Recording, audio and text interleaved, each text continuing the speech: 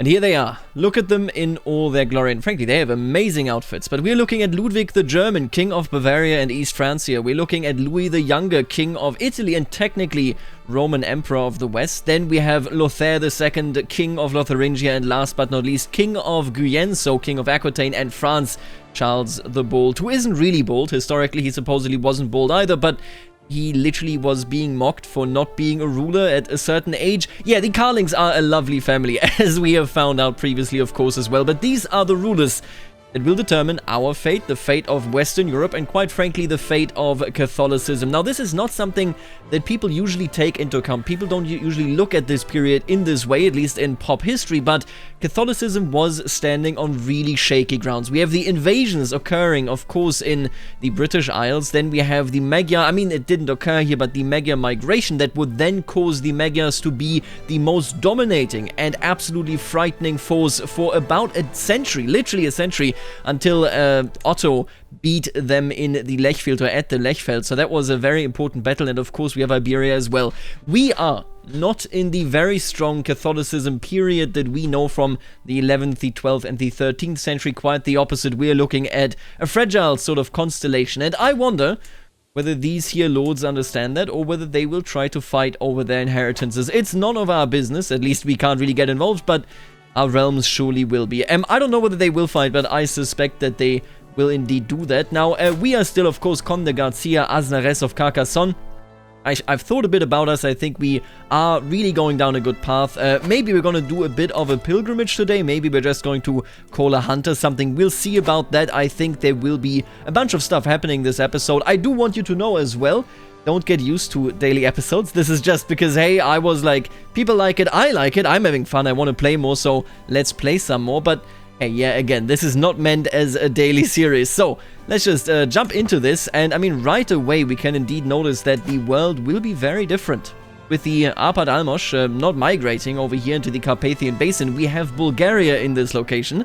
They have multiple heirs, and I do believe that Wallachia will be created on inheritance, and that will change things. I was also asked to pin the King of Wessex, so that would be Alfred Athelwulfson, the Alfred the Great in our timeline, maybe not Alfred the Great in this timeline, it is difficult to say.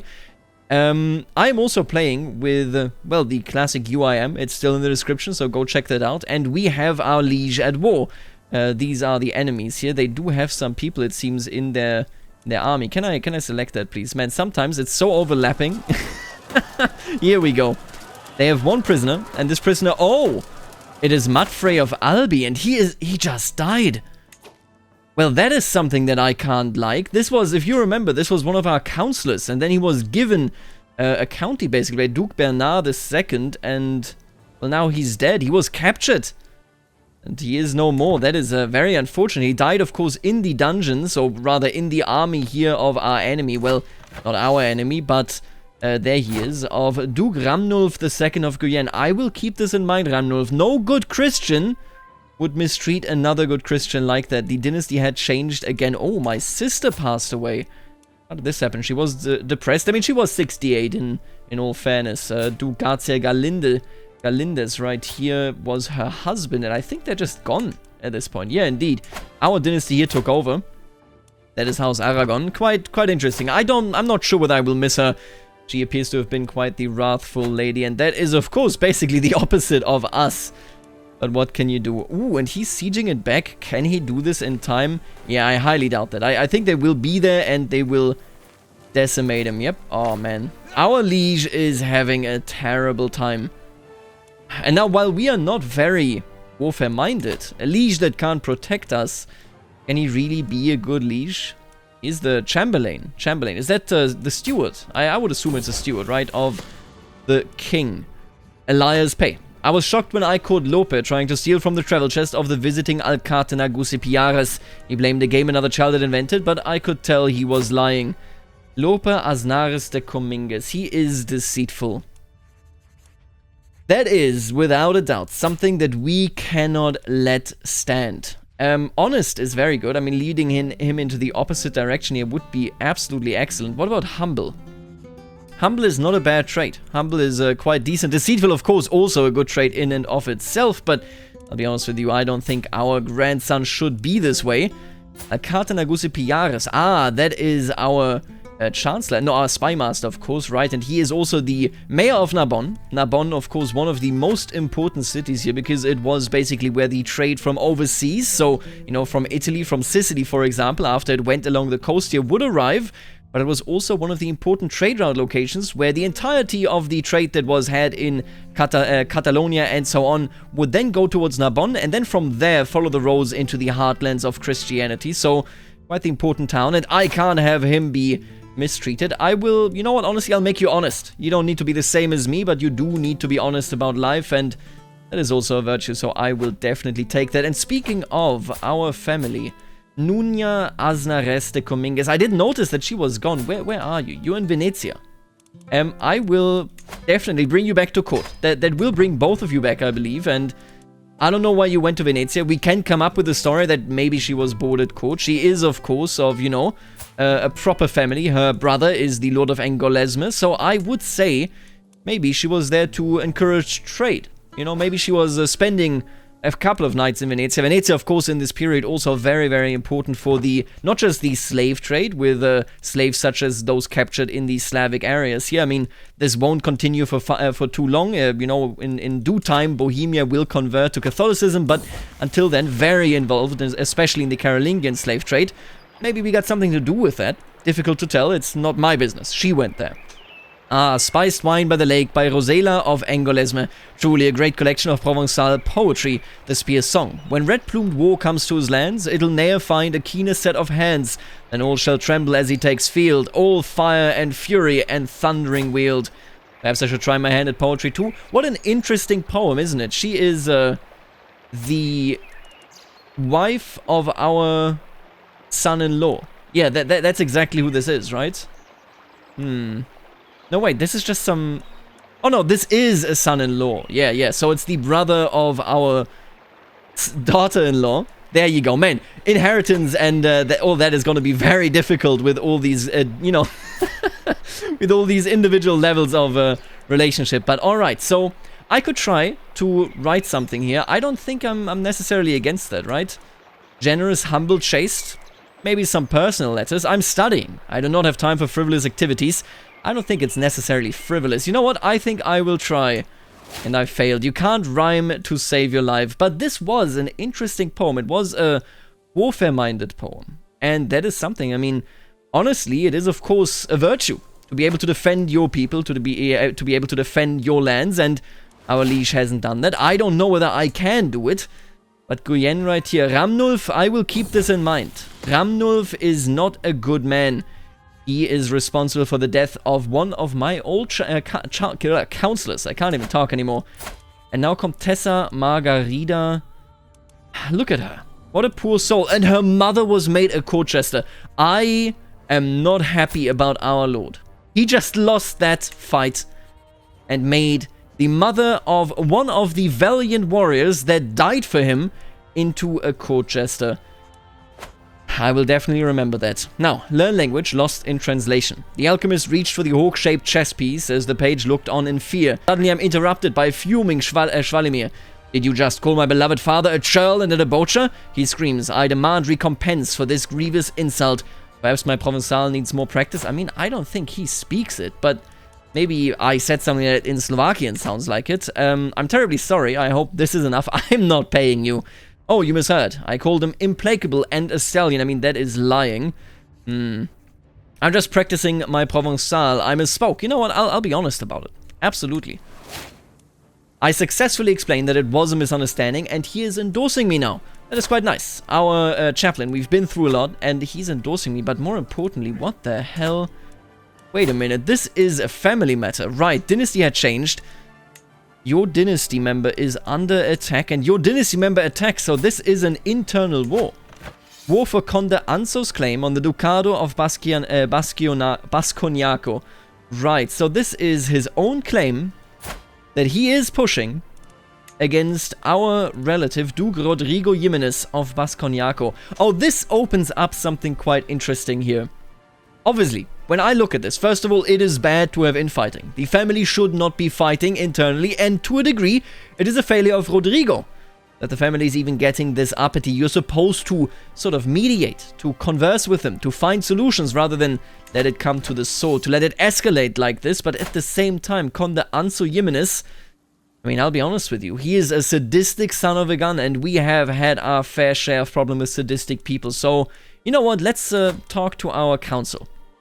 What would the council say? Egidio here, also sadistic. I'm sort of ignoring that in the sense that my character relies heavily on him. He is the only good person when it comes to warfare that we have, and being able to defend your people is, of course, a prominent duty of a lord, so very much something that concerns us right here. And I'm sure that he would say, we should probably get involved. We should probably clear that up. We have one that is too incompetent to be a liege, to be a lord, and then the other one is a terrible man that would not be a good ruler. On the other hand, another person concerned by this is Aznagatsies de Cominges, and I would say he probably says, hey, this war, not a good idea. It's a terrible idea. Listen, father, none of this will work out. Because what we have right here is a war that we can't win. We shouldn't get involved. He's just a coward. And then the last person to get involved, I don't think either of these really care. They're more internally minded, right? But the last person to get involved is probably Kvalimir. And Kvalimir is, as much as I respect him, because I am a pious man and I respect the church, he's a very ambitious man. And doesn't it sound better to be the bishop of a duke rather than the bishop of a count? You know, not just the apespikua. Man, what a difficult word, but instead, let me just actually check. Who is your... There he is. Oh, it's also just an apespikua, I guess. But yeah, wouldn't it be better to be this man rather than him? And ultimately, I mean, honestly, we are being manipulated here. So he says no, he says yes, and he also says yes. And I'll be honest with you, maybe we should be listening to our friend that is also our son. But at the same time, listening to the church is a good idea. And what I will do now, I will declare war for my claim. To make sure to say, hey, listen, neither of you are worthy of ruling. It should be a pious, it should be a godly, and it should be a neutral man. And I think just like that, we will be declaring war here. Obviously, this is going to cost me a lot in, well, every respect, basically, because we will be calling in our ally, Guns Vulgrin, who will come to our aid, +4, just barely. And oh, this will only cost 75 prestige. That is very, very nice. So I'm not actually going into the negatives here. And now we leave everything to our dear Marshal. He has to get this done. Who else is going to march with him, I wonder? We are going to remain at home, of course. Egidio. Then we have Azna, so our son, will be going to war despite not wanting to. But that is his duty. And then we have Alcate Nagusi Piares, so that is our spy master man. And Artau. Why am I sending you to die, Artau? But hey, this is your duty as somebody that serves your count. Let's try to get this done. Let's try to take control of our family here in France. Thank you, Volgrin. I will repay you, I promise you. And look at that, the battle just ended in favor of the Duke, and he actually got a prisoner out of it. Let's take a look at this. The prisoner is Alcate Nagusi Suero, so that is just a baron. I hope that he doesn't mistreat them, but he is already severely injured. Man, my character will be very, very eager to condemn anybody that has a character die in their, you know, in their safety, basically. I mean, they are tasked with protecting the prisoners of war, and if they can't do that, then they shouldn't take any. Now let's start sieging. Ooh, and who are you? Oh, Gausfried of Normandy. He is, wasn't he? For a time, he was definitely Cathar. I believe we can actually trace this here, right? No, apparently we can't trace this here. I swear he was Cathar, right? And apparently he's no longer Cathar. That is good, he found back to the faith. I welcome this. I have heard good things about you, and I'm interested in starting a written conversation. I hope that this letter finds you willing, for I am awaiting your swift reply. Right, you know what? I would be more than willing to exchange letters, for sure. I could politely decline, but you know what? No. That would be very, very uncalled for. He's a nice fella. Now what I have done here is, and I will do this whenever I have the opportunity, will this make for frustrating gameplay? Quite possibly, but whenever I do have an ally, I will attach my army to them unless I am leading that army. Meaning that sometimes our AI may have a bit of a period, a moment, you know, a not so good looking gameplay period, but I would rather have the wars be a bit random, because losing is a big story. This is one of those big topics. Losing in this game commonly is seen as a negative thing, but I'll be honest with you, that is where the best stories are written. So, if our ally decides to be a good commander, then so be it, and if not, then, I mean, I'll take it either way, right? So, let's just see what we can do. Are you going to fight us here? No, okay, they just pass through us. And as we sit in our castle, awaiting message from the front, you know, from the war region, we get a letter here yet again from Gostfried of Normandy. We, of course, aren't too positive about him, but hey, we need to explore new people, right? That is the only way to reduce cultural acceptance and so on. Thank you for your swift response. I'm looking forward to our correspondence. Please, I implore you, pick the first subject for us to discuss. Now, I am thinking, he's the Seneschal, meaning that he serves on the military council, if I'm not mistaken. And I'm sitting here in Carcassonne, in my well-enforced castle, my well-reinforced castle, having a good time, but very worried about my son, about my commander, about my realm, about my family. Please, tell me about troop compositions. Did we pick the right thing? I don't understand anything. This is more like maybe your grandmother asking you, you know, about technology, but she needs to ask, because otherwise she will be very, very uneasy. And that is the same situation here. Maybe he can put my mind at ease. For the moment, nothing new to report from the front anyway. So my character has to sit there and sweat a little bit at the very least. Duke Rodrigo from the New Alliance. Oh my. This won't actually get him involved though, because he is our liege. And yeah, okay, so I am not too bothered by that alliance. To think that you would ask about a subject so dear to me. You truly know me better than most. Oh, it was the right question. I mean, he is a misguided warrior, but I have to tell you, I didn't ask you because I know you. I asked because I'm very afraid. Since you have indulged me so, I must ask if there is anything I can do for you. Perhaps we could arrange a trade deal. Ooh, that could be kind of cool. This idea that we get trade going, we already had our daughter-in-law right here, right? Going to Venezia, maybe getting some of that sweet spice trade that the Venetians bring back from the east. Now that I've indulged your wish to talk, I could get a weak hook on him, but would I really do this? I mean, I am still very much a person that is dabbling in diplomacy, that is trying to understand things, but I am fairly stressed. You know what? I think I would rather go towards a friendship with him. Absolutely. I don't love the guy, but we have to get to know one another. We don't even know each other, right? I've gained 300 diplomacy experience, so we actually won that challenge. Wow, that is pretty good. This gives us a new perk, and our dynasty just unlocks studious youths. Oh my god, that is so good. Yeah, I love our dynasty head right about now. Look at this. Dynasty members get better education traits, constant care, disease resistance, health, medium boost, spouse opinion plus 10, fewer complications during pregnancy. This fits us really well, I think. Now, the perk. I would have wanted to go for adaptive traditions, but let's be real here. He already has enough difficulties with learning a language, and somebody in the comments suggested Groom to Rule, because he does take care of his family. He sees his son as a bit of a fatal mistake there, in the sense that he's definitely not ideal, but maybe he can, you know, catch up with his grandchildren. Speaking of which, by the way, I will be educating you myself. Nunya Aznares de Cominges, I will be educating you. Now, how's the war going? We will be sieging Agenai down. That's the county name right there. And then we can hopefully move on right now. Oh, this is unfortunate, but we'll see. He can't come against our war, but our liege is in the war against the vassal, meaning against the rebellion that we used as a bit of a reason to declare war ourselves. So let's just hope that we don't. I mean, we would have to fight them should we meet them together, but we'll see about that. Again, it's out of my hands either way. Interestingly enough, Carlings being very quiet. Come on. An alliance with Castedu down here? That is weak. You have an alliance with Louis the Stammerer of France. Ludwig the German is very future-minded, it seems, because Louis the Stammerer is I believe, the main heir for France itself, right? Yeah, there he is. So that is a very much future-minded... Ooh, Bulgaria. That is a strong alliance. And we won the siege. We made some money off of it. Educate child. Oh, no, I really wanted to look at that. But I guess it just said that I'm now educating her, which is pretty okay. Where is our ally going, I wonder? For Cominges? Oh yeah, okay, so we're going to be sieging Cominges next, I assume. How is this battle going? The rebellion will yet again lose, which isn't bad for us, at the very least, making it so that ultimately we will be able to not fight our liege in these battles. It is a bit of a loophole, of course, you know. Our liege has sworn to protect us, but He's not here for us. It would be a coincidence if he had to fight us on the battlefield. It just happens, right?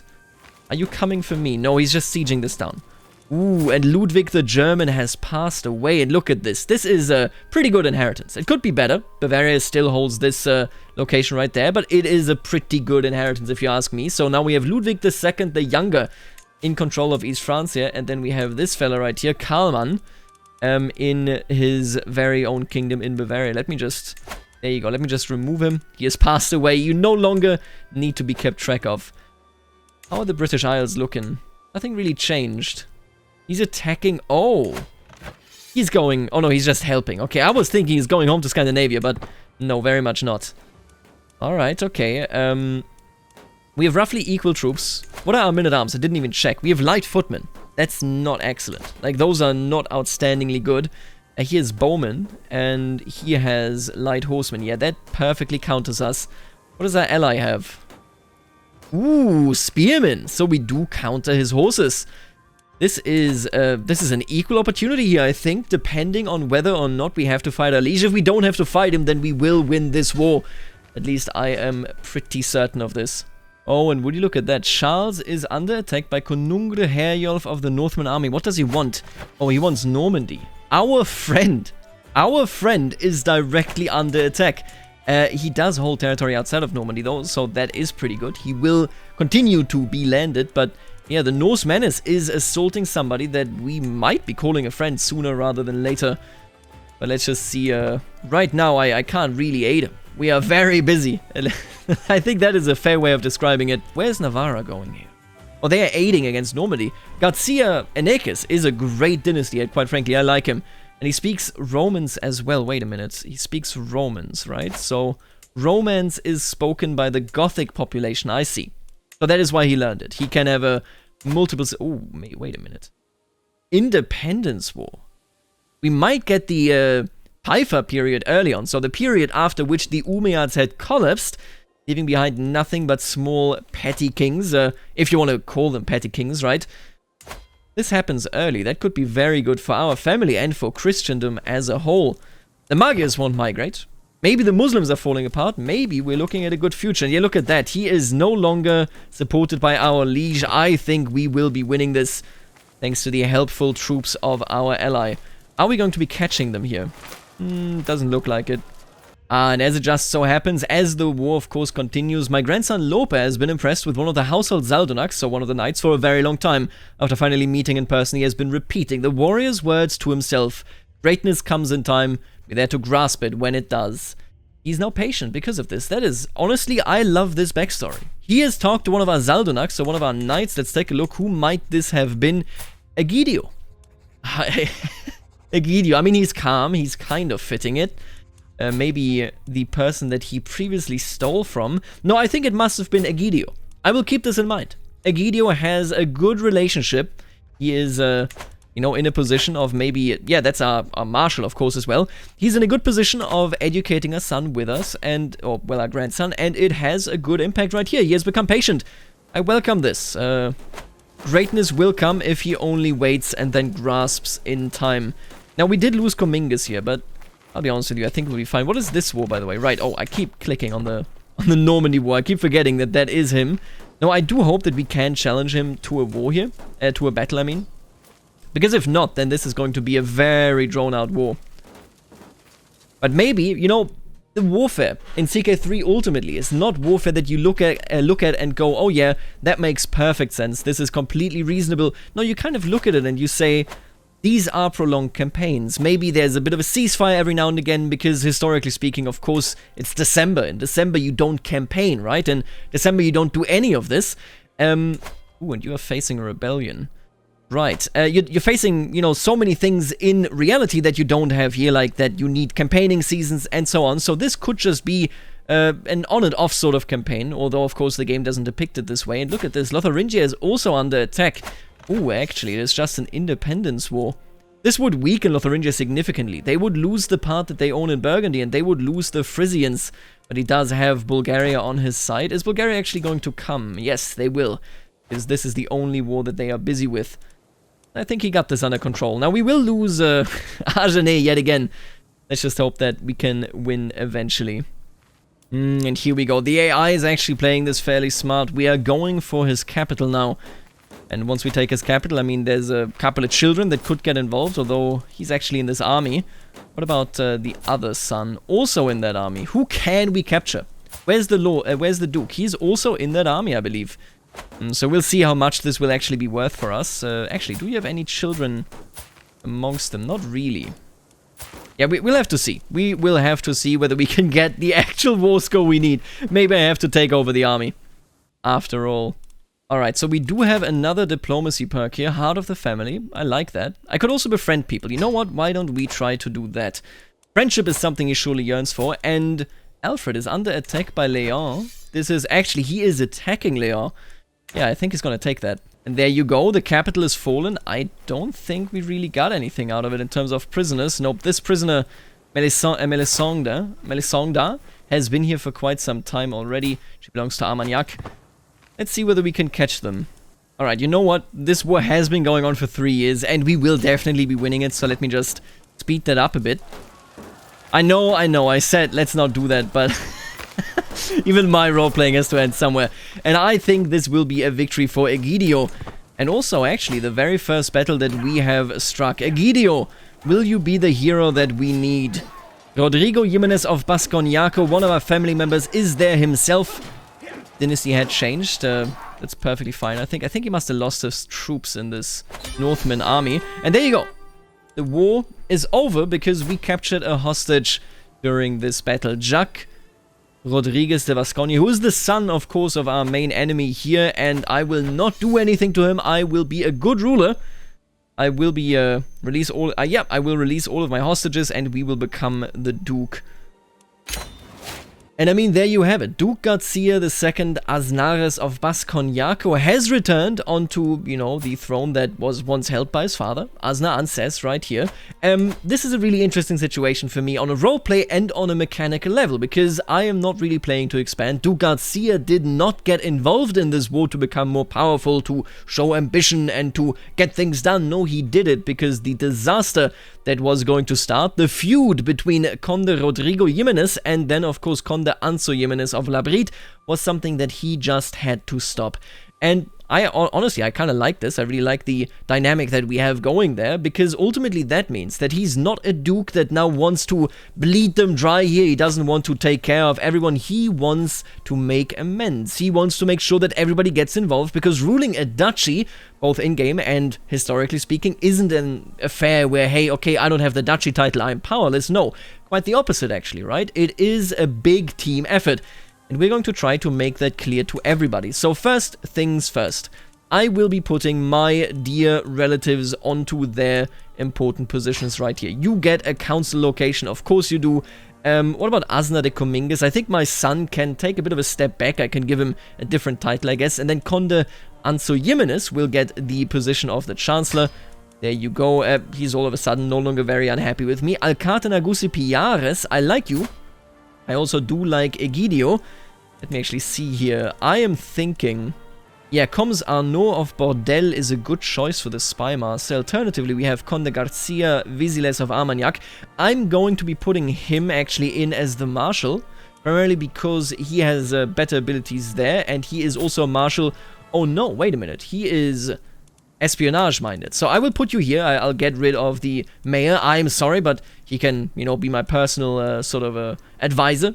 But he will not be on the official council. You will be over here, because that is your education, that is who you are. And then Egidio, again, will also become a personal, you know, assistant of mine, if you will. Maybe a bodyguard, something like that. And instead, you know what, I'm looking at this, actually. Do I need you on the council? You dislike me. Oh, you are my cousin.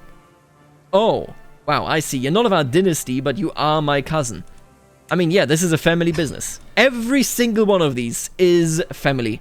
And that is the sort of business that we are running here. I will tell you to take care of domestic affairs. That is much, much more important.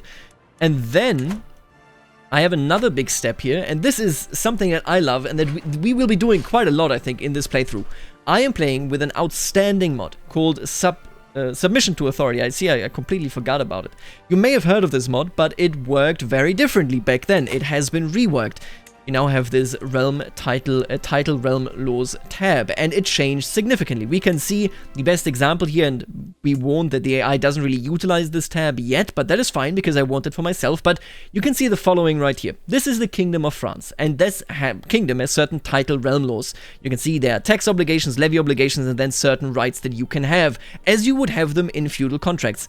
Depending on where you are here, any vassal that will understand or will be underneath the crown of France will have these exact obligations as their default contract. If I go then to a specific person and change a contract, they ignore whatever is in here, right? But in general, people will have these. So this is your realm authority, because that is the general contract that you have.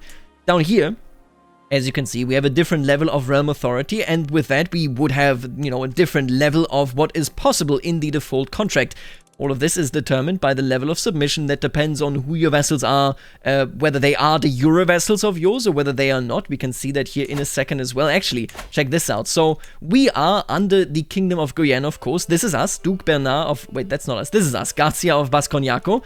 And we are very non-submissive, because we are of a different culture. We don't think that he should interfere in our business. I think that is very adequate. We do have, he does have slight dread. Yep, there you go. And that makes it so that we listen more to him, but, you know, only if we have to. And he is bowing to a higher power, which makes it so, honestly, I'm not entirely sure where that modifier comes from. I need to ask the modder. But either way, the point of this is that I can make a general choice here. You can see that I have vassals that belong to me, so Tartas and Agenais, for example, are the Euro vassals of my title. And then we have other vassals, such as this one, such as these, here, there you go, Bigora, who is not my de jure vassal, and with that, doesn't really listen to me. Now, I don't want to get involved over here too much. You can see we have very little realm authority anyway, because we have so many powerful vassals. They are so different cultures, they might not even be de jure, all that sort of stuff, and I will account for this. Because I will say, listen, I am the Duke, but I want all of you to respect the new order that has appeared, that has come. And I will do this by, you know, hey, you can declare wars. You are protected from me revoking your titles, and you have low obligations.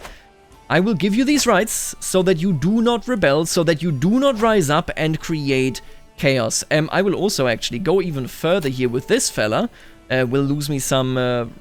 there you go, some powerful vassal opinion, of course, will be lost. But I will go to him and I will give you this additional right, giving you some on-top opinion. And I think I will also include you. These were the two people that were rebelling against one another, that were fighting. And I will guarantee you to be on the council, because this will mean that you will still be a big and an integral part of this duchy. Now, this was a long explanation. I hope you get where I'm coming from here. I'm lowering everybody's obligations right here. If I wanted to change them, if I wanted them to be higher, I could do that right here, and this would be independent of our realm authority. But in general, I'm effectively saying I respect that you can govern yourself, and I will make sure that I won't get involved too much. You know what? In fact, I'm looking at this. I might get rid of the vassal taxes in this duchy. They're not really paying me anything, are they?